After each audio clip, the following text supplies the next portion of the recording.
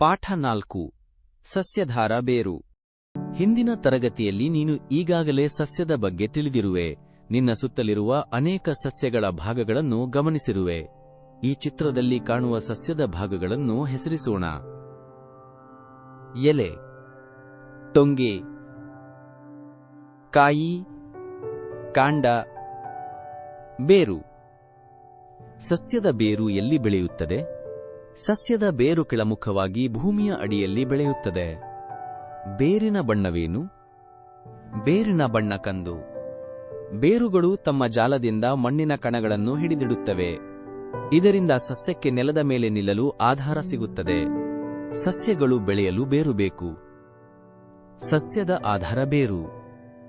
ಬೇರಿನ ಜಾಲವು ಮಣ್ಣಿನ ಕಣಗಳನ್ನು ನೀರನ್ನು ಹರಿದು ಹೋಗದಂತೆ ತಡೆಯುತ್ತದೆ. ಸಸ್ಯವನ್ನು ಮಣ್ಣಿನಲ್ಲಿ ಭದ್ರವಾಗಿ ಹಿಡಿದಿಡುತ್ತವೆ.